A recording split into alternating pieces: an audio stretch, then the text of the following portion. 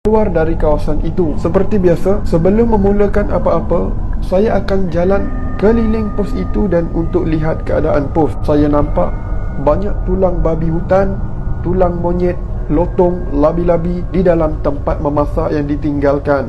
Biasalah, mereka yang duduk sebelum ini ramai yang berbangsa Iban dan Dayak serta bukan agama Islam.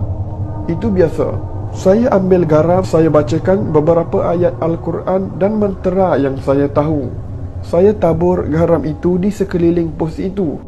Saya arahkan anggota saya jangan tidur dalam pondok-pondok yang ada di situ, dan semua sekali kena buat hemok dan tidur dengan kemah ponco masing-masing. Masuk waktu maghrib, saya suruh anak buah saya azan dan kami solat isyak berjemaah di atas lantai hutan berteman cahaya lilin sahaja. Saya jadi imam dan sarjan saya jadi bilalnya. Malam itu hujan turun selebat-lebatnya. Angin ribut kuat dan menakutkan. Terdengar bunyi pokok-pokok balak yang patah dan tumbang. Kami masing-masing serah nyawa pada Allah sahaja. Kalau itulah ajal kami reda. Tiba-tiba air yang datang entah dari mana mula banjir separuh betis di pos kami. Pelik, kami ini duduk di atas bukit. Mana ada air nak bertakung dan mengalir ke arah kami. Air sepatutnya turun terus ke bawah. Kami semua bertahan dan berdiam di kemah masing-masing. Saya hanya mampu berzikir dan mengulangi bacaan ayat Al-Quran berulang-ulang hingga saya tertidur memeluk senjata. Saya bermimpi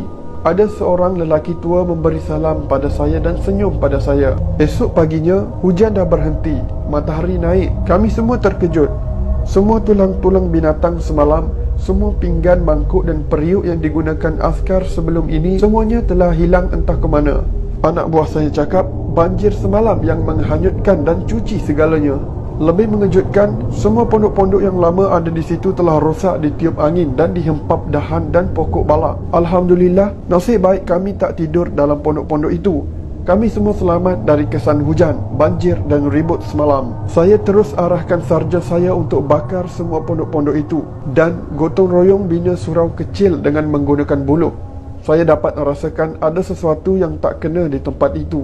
Dalam 3 hari, siaplah surau dari buluh yang kami bina. Tidak besar, cukuplah ada 5 saf dan tiap saf boleh isi 8 orang. Dinding ringkas, berlantaikan buluh dan hanya berbumbungkan daun hutan yang kami anyam. Dan setiap hari saya arahkan surau itu di azan pada waktu subuh, maghrib dan isyak, serta solat berjemaah pada yang tidak bertugas. Sambil buat kerja mengatur semula pos itu, kami tetap buat rondaan jalan kaki masuk jauh ke dalam hutan, di mana pagi pergi ronda, lewat petang balik semula ke tempat kami. Setelah 2 minggu di situ, masuk bulan puasa. Kami tahu kali ini giliran kami berpuasa dan raya dalam hutan. Yang menjadi hiburan kami hanyalah bungkusan makanan dan surat yang dihantar oleh isteri dan anak-anak. Itu pun hanya dapat setiap 2 minggu melalui helikopter ataupun bot tempur tentera. Ada yang masih bujang macam saya waktu itu hanya mampu pandang sahaja. Tapi rasa gelisah bila tengok korporal dan sarjan yang sudah tua baca surat dari isteri di tepi pokok dengan air mata. Dia baca surat itu setiap hari. Sebenarnya itulah indahnya rasa rindu pada keluarga untuk tentera waktu operasi di dalam hutan.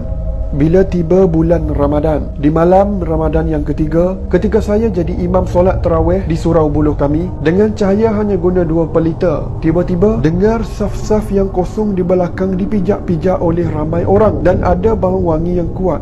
Waktu saya sebagai imam habis baca Fatihah, kami dengar suara kuat mengaminkan macam suara dari 50 orang. Sedangkan kami yang terawih waktu itu hanya 8 orang. Saya cuba tenangkan hati dan teruskan solat. Waktu selepas solat dan beri salam pada 2 rakaat pertama itu, anak-anak buah saya semua nak lari keluar dari surau sebab rasa seram. Saya cakap, sudah, kita teruskan saja solat tarawih lagi 6 rakaat. Mereka saudara kita juga, sama-sama buat ibadah. Saya terus bangun dan teruskan jadi imam solat tarawih. Sepanjang tarawih sampai ke witir, begitulah keadaannya. Apabila saya beri salam sunat witir terakhir, bunyi sekali lagi lantai-lantai buluh itu seperti ramai orang keluar dari surau. Saya dan anak-anak buah teruskan dengan zikir dan doa. Lepas itu kami moreh dengan makan biskut askar yang keras, cicah air kopi. Semua tak bercakap sepatah pun tentang tadi. Lepas minum, semua masuk tidur di kemah masing-masing. Pukul 2 pagi. Dalam gelap gelita, juru radio yang di sebelah kemah saya kejut saya. Katanya, "Tuan, bangun. ada benda tengah mengaji di surau kita. Memang jelas saya dengar suara satu lelaki sedang membaca Quran di surau kami. Bila saya menyuluh lampu suluh ke surau, tapi tak ada orang pula. Suara itu terus membaca hampir sejam lamanya. Lepas dia habis, tiba-tiba ada suara bisik di telinga saya. "Fitri, boleh kita berjumpa?" Saya berdebar, takut. Saya balas, "Jumpa di mana?"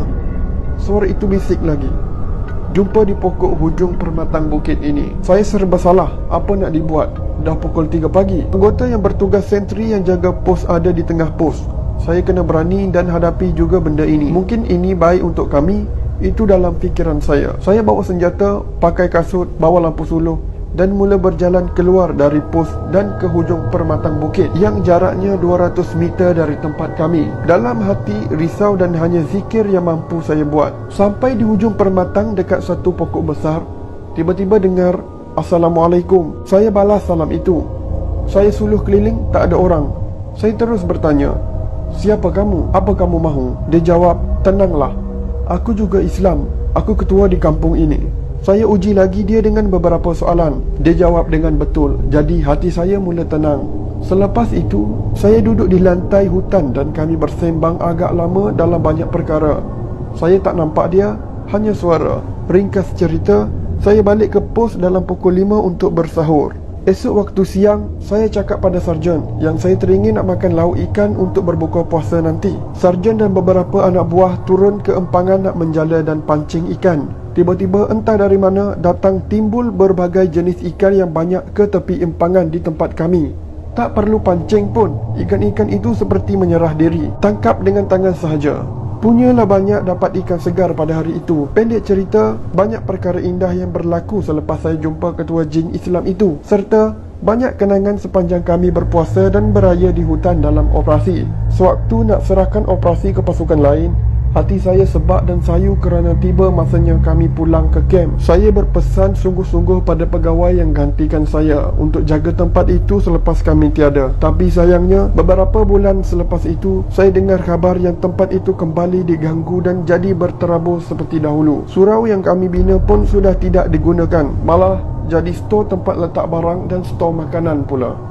Terima kasih kerana menonton dan jumpa lagi pada video yang akan datang.